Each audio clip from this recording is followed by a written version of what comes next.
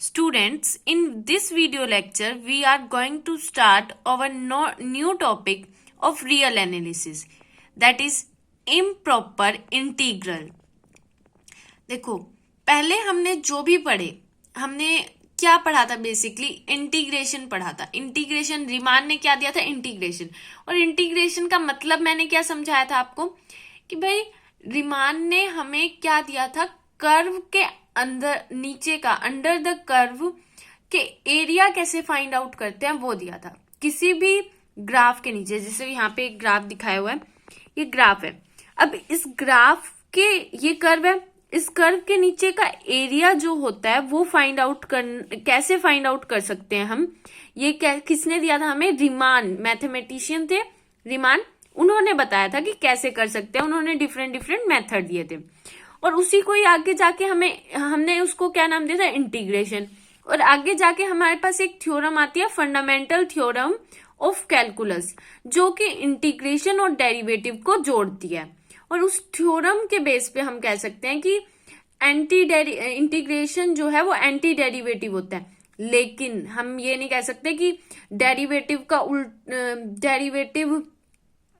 से इंटीग्रेशन आया या इंटीग्रेशन से डेरिवेटिव आया. वो कंक्लूड नहीं कर सकते, क्योंकि जो बेसिक मैथमेटिशियन जो चाहते थे वो उन्होंने स्टार्ट कहाँ से किया था?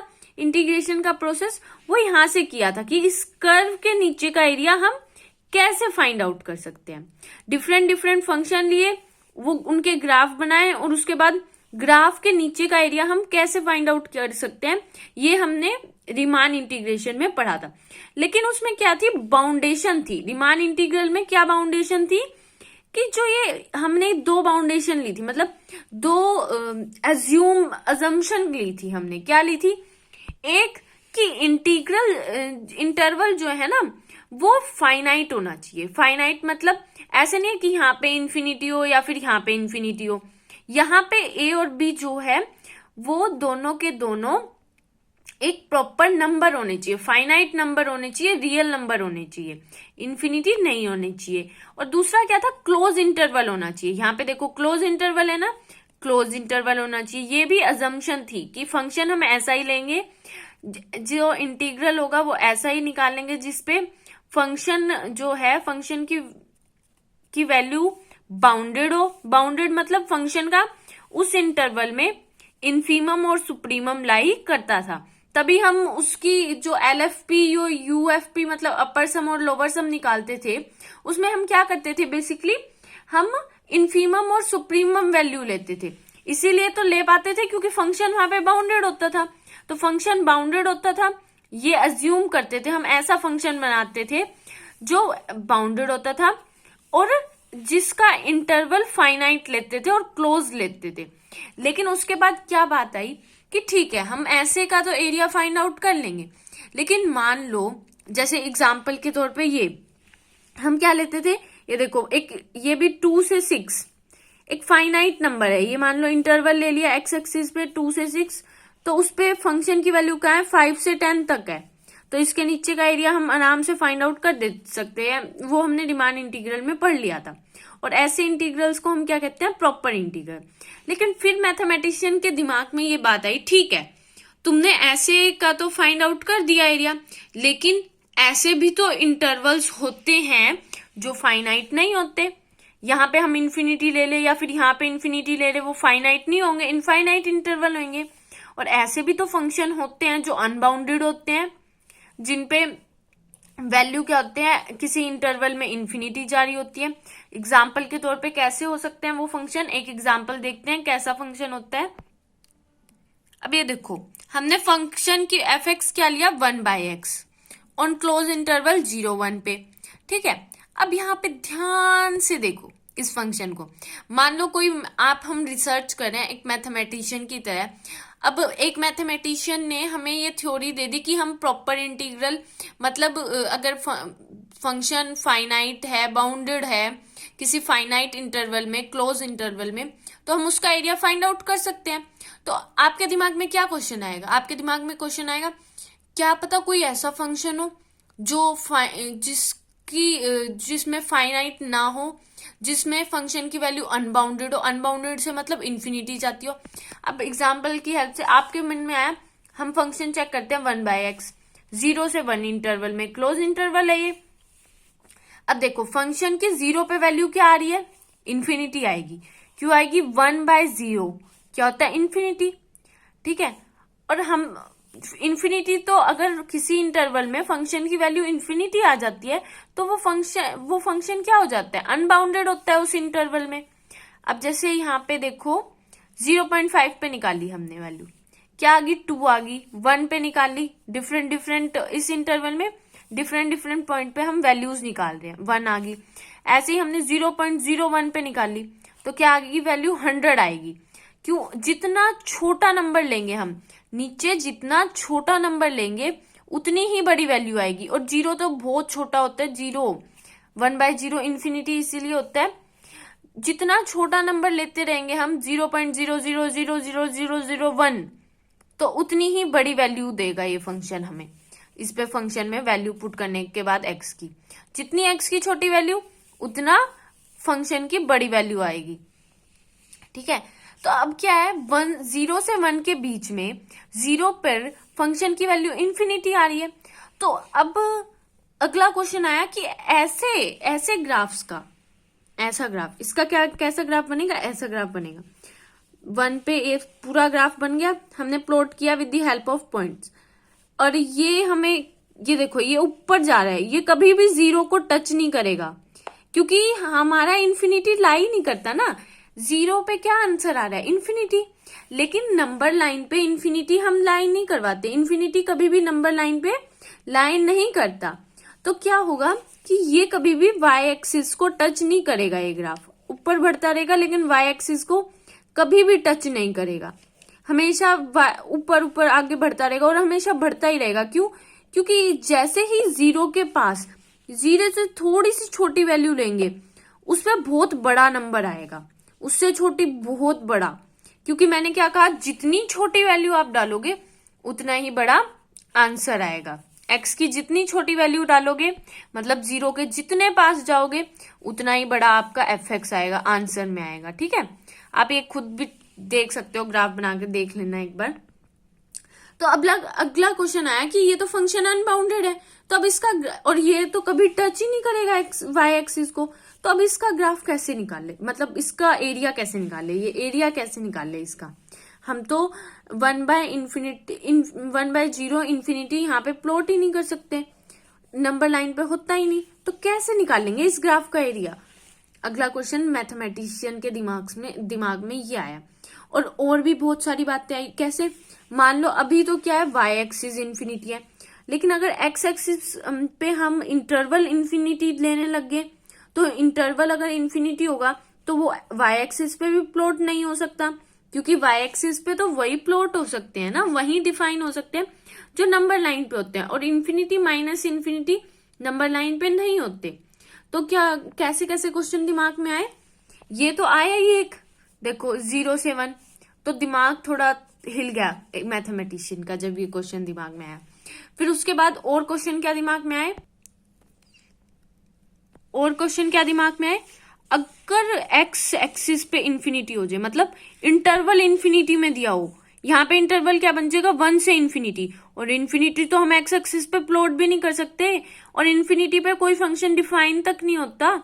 ठीक है, तो हम क्या, फिर तो मैथमेटिशियन का और भी बेकार मूड बन गया, बिल्कुल बेकार, कि ये क्या कर दिया, अब ये कैसे इसकी वैल्यू फाइंड आउट करे। उसने कहा अच्छा इससे भी बदतर से बदतर हो सकता है, क्या, माइनस इन्फिनिटी से इन्फिनिटी हो गया तो मतलब x एक्सिस पे माइनस इन्फिनिटी भी नहीं आता, इन्फिनिटी भी नहीं आता, और फंक्शन भी अनबाउंडेड, फंक्शन 0 पे अनबाउंडेड है। यहाँ पे डाल के देखो 0 पे भी इन्फिनिटी, मतलब फंक्शन भी अनबाउंडेड, यहाँ पे फंक्शन भी अनबाउंडेड आएगा यहाँ पे, और माइनस इन्फिनिटी x एक्सिस भी अनबाउंडेड, तो ऐसे में क्या करेंगे, इंटरवल भी इनफाइनाइट इंटरवल दिया हुआ है, तो और दिमाग खराब, और भी ये टेंशन में, मैथमेटिशियन और टेंशन में आ गए, कैसे करें हम फाइंड आउट इनका एरिया। ये बात मैं दोबारा रिपीट कर रही हूँ, integration area under the curve होता है बेसिकली। इसका मतलब जो मैथमेटिशियन फाइंड आउट करने लगे थे स्टार्टिंग में, वो area under the curve he find out करने लगे थे। लेकिन बाद में जो है थ्योरम एक आ गई थी, थ्योरम रीमान ने दी थी हमें। वो मतलब होता है ना, पढ़ते पढ़ते पढ़ते पढ़ते उसके बारे में रिसर्च करते करते करते करते एक थ्योरम आ गई निकल के, फंडामेंटल थ्योरम ऑफ कैलकुलस, जिसने बताया कि इंटीग्रेशन जो है वो एंटी डेरिवेटिव होते हैं। मतलब जो ये एफ एक्स है वो किसके इक्वल होता है, एफ डैश एक्स के। अगर हम एफ डैश एक्स मतलब डेरिवेटिव के इक्वल रखें, तो अगर हम इसका इंटीग्रेशन करेंगे तो हमारे पास वो फंक्शन आ जाएगा जिसका ये क्या होगा, डेरिवेटिव होगा, जिसका ये फंक्शन क्या होगा, डेरिवेटिव। जब हम इंटीग्रेशन करते हैं किसी फंक्शन का, तो हमारे पास वो फंक्शन आ जाता है जिसका ये वाला फंक्शन क्या होता है, डेरिवेटिव होता है। आ गया होगा आपने को ये समझ। बेसिकली मेरे को ये समझाना था। लेकिन अब हम किस पे अटके हुए हैं कि हम कैसे एरिया अंडर द कर्व, जब इन्फिनिटी इंटरवल हो, इनफाइनाइट इंटरवल हो, और साथ में क्या हो, फंक्शन अनबाउंडेड हो या फिर, तो उसमें कैसे area under the curve find out करें। फिर आया लिमिट। लिमिट का कॉन्सेप्ट, एक मैथमेटिशियन आया और उसने देखा लिमिट का कॉन्सेप्ट, उसने कहा ये तो जादू हो गया। मतलब उसको तो चाबी मिल गई एक तरह से कि इंटीग्रेशन को आगे कैसे बढ़ाया जाए। लिमिट का कॉन्सेप्ट जो आया, लिमिट बेसिकली होती क्या है पहले ये समझते हैं, उसके बाद हम आगे का प्रोसीजर समझेंगे।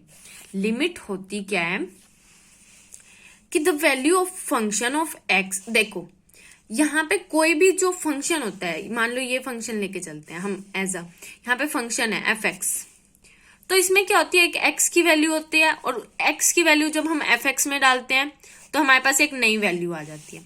तो इसमें क्या बोला गया, फंक्शन की value as x approaches to some value. Approach मतलब उस वैल्यू, अप्रोच का मतलब होता है उधर जा रहे हैं लेकिन उस पर नहीं जा रहे हैं।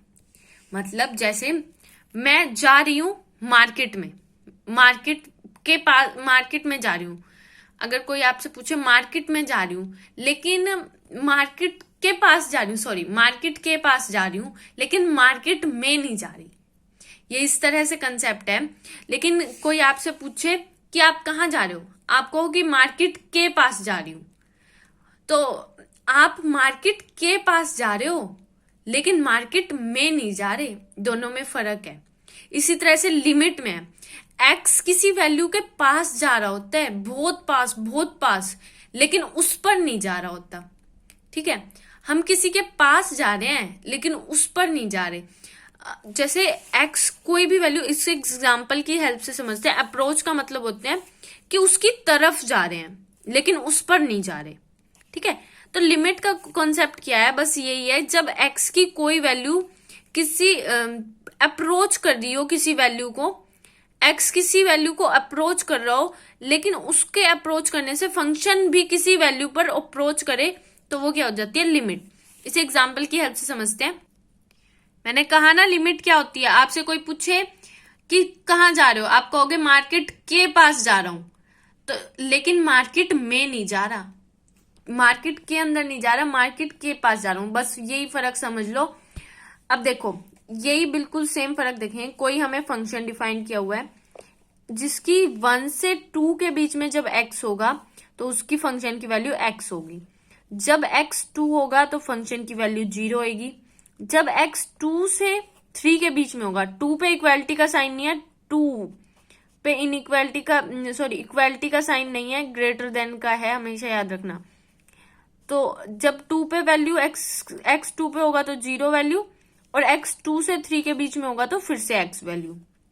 अब इसका ग्राफ प्लॉट करें तो क्या आएगा, सबसे पहले तो इस पे देखते हैं। देखो f1 पे वैल्यू क्या आएगी, 1 आएगी, ये प्लॉट कर दी हमने, f1 पे 1।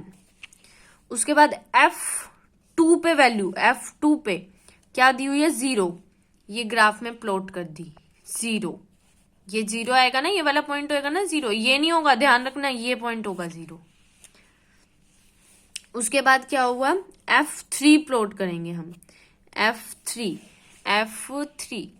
इधर हमने प्लॉट करी, यहाँ पे 3, तो ये 3 आएगी और हमने ये ग्राफ की लाइन प्लॉट कर दी। अब मैं आपसे कहूं कि फंक्शन की वैल्यू लिमिट 1.99999999999999 पर क्या है, क्या आएगी फंक्शन की वैल्यू 1.9999 पे? बिल्कुल इधर होएगी, बिल्कुल इधर, मतलब 2 के बिल्कुल पास, अप्रोक्सीमेट हम 2 ले सकते हैं उसकी वैल्यू, ठीक है। ऐसे ही अगर मैं बोलूं 2.0000000000001 तो वो फंक्शन की वैल्यू यहां पे होगी बिल्कुल, तो अप्रोक्स में हम क्या ले सकते हैं, 2 ले सकते हैं, ठीक है। अब लिमिट क्या आएगी फिर? लिमिट होता है अप्रोचेज, जब x किसी वैल्यू पे अप्रोच करे तो एफ एक्स कहाँ पे अप्रोच कर रहा है, हमें सिर्फ अप्रोच देखना है, हमें ये नहीं देख रहा उस वैल्यू पे क्या पॉइंट है, हम ये नहीं देख रहे एफ एक्स की F2 पे क्या पॉइंट वैल्यू है, F2 पे तो 0 पॉइंट है, 0 वैल्यू है, F2 पे वैल्यू क्या है, 0 है, लेकिन हम क्या देख रहे हैं, 0 पे नहीं देख रहे, 2 के जस्ट लेफ्ट में, 2 के जस्ट राइट में फंक्शन की क्या वैल्यू है, मतलब फंक्शन एफ जो एक्स है वो 2 के बिल्कुल करीब आ रहा है जब, तो फंक्शन की वैल्यू क्या आ रही है, फंक्शन की वैल्यू 2 के करीब आ रही है। और इसी तरह से इस साइड से अगर एस एक्स बिल्कुल 2 के करीब आएगा तो फंक्शन की वैल्यू भी 2 के करीब आएगी, लेकिन फंक्शन की वैल्यू 2 पे क्या आएगी, 2 पे क्या दी हुई है, 0, देख लो ध्यान से, 2 पे क्या दी हुई है, 0 दी हुई है। तो लिमिट क्या होती है, बिल्कुल पास जाना। अब जैसे ही 2, ये देखो 2 माइनस है ना यहाँ पे, तो 2 माइनस मतलब x की वैल्यू जब 2 के लेफ्ट साइड से अप्रोच करेगी, मतलब 1.9999999999 होगी, बिल्कुल इसके पास होगी, मतलब 2 को अप्रोच कर रही होगी। अप्रोच का मतलब होता है कि बिल्कुल उसके पास जा रही है लेकिन उस पर नहीं जा रही। लिमिट का बेसिकली मतलब ही ये होता है, उसके पास जा रही है पर उस पर नहीं जा रही, ठीक है। तो फंक्शन की वैल्यू भी क्या आएगी, 2 के पास जाएगी लेकिन उस पर नहीं जाएगी, 2 के पास जाएगी उस पर नहीं जाएगी। ऐसे ही अगर हम यहाँ पे लिमिट देख रहे हैं तो यहाँ पे लेफ्ट साइड से ये होती है, एक होती है लिमिट की 2 प्लस, इसका मतलब होता है 2 की राइट साइड से, 2 की राइट साइड से 2.111111, इसका मतलब है 2 के पास जा रही है पर 2 पर नहीं जा रही है x की वैल्यू, तो y की वैल्यू क्या आएगी, यहाँ पे आएगी 1.9999। इसका मतलब क्या है, एफ एक्स की वैल्यू भी 2 के पास जा रही है पर 2 पर नहीं आ रही, 2 पर तो फंक्शन की वैल्यू 0 है, ध्यान रखना। लिमिट में सिर्फ होता है अप्रोच, उस पर जाती हुई दिखाई देती है लेकिन उस पर नहीं जाती, उस पॉइंट पर नहीं जाती, ठीक है। अब ये लिमिट क्या हो जाएगी हमारी, 2 नेगेटिव साइड से, मतलब 2 के लेफ्ट साइड से अप्रोच करोगे, x की वैल्यू पुट करोगे यहाँ पे तो भी 2 आएगा, एफ एक्स किसको अप्रोच करेगा, 2 पे। अप्रोच वर्ड यूज कर रही हूं मैं, अप्रोच में और उस फंक्शन की वैल्यू में बहुत फर्क होता है। ऐसे ही जब x 2 प्लस मतलब 2 की पॉजिटिव, 2 के राइट साइड से अप्रोच करेगा 2 को, तो एफ एक्स भी 2 को अप्रोच करेगा। अप्रोच मतलब उसके पास जा रहे हैं पर उस पर नहीं जा रहे। अब देखो मैथमेटिशियन ने क्या काम किया, लिमिट की जैसे ही उन्हें दिमाग में आया लिमिट भी कोई चीज होती है, उन्होंने भी कह दिया ठीक है हम भी क्या करेंगे, एक फाइनाइट नंबर ले। अब ये देखो मैथमेटिशियन के दिमाग में क्या सॉलिड आइडिया आया,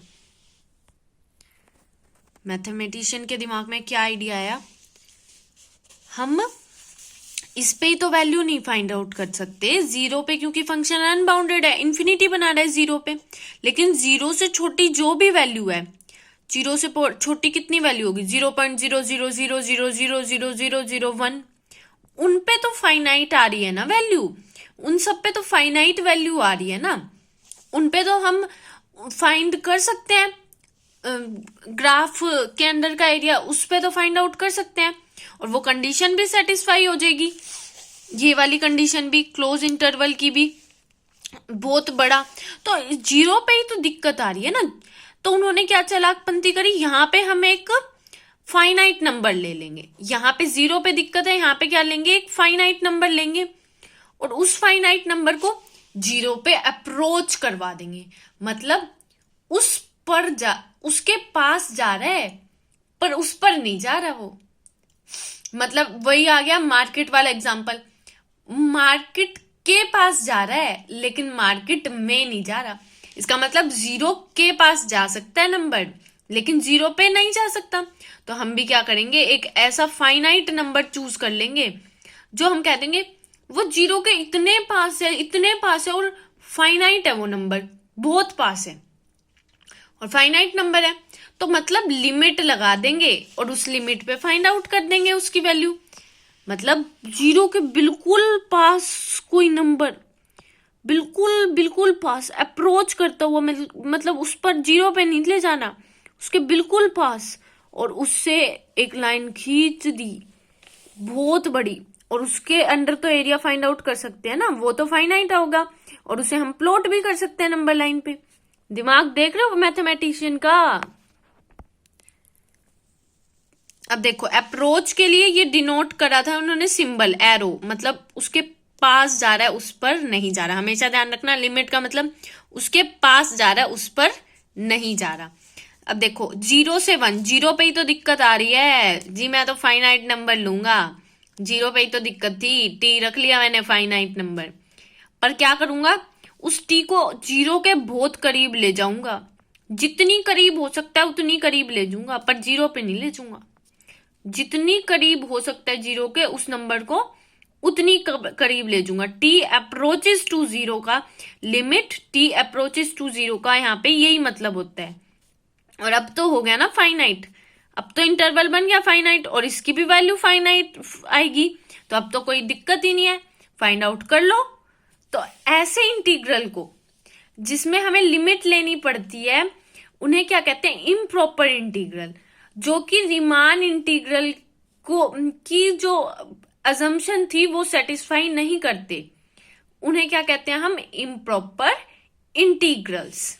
अब नेक्स्ट लेक्चर में पढ़ेंगे कि कितने टाइप के इम्प्रॉपर इंटीग्रल होते हैं, कौन कौन से होते हैं। Thank you for watching. अगर आपको ये वीडियो अच्छी लगी तो कमेंट करना ना भूलें। Thank you.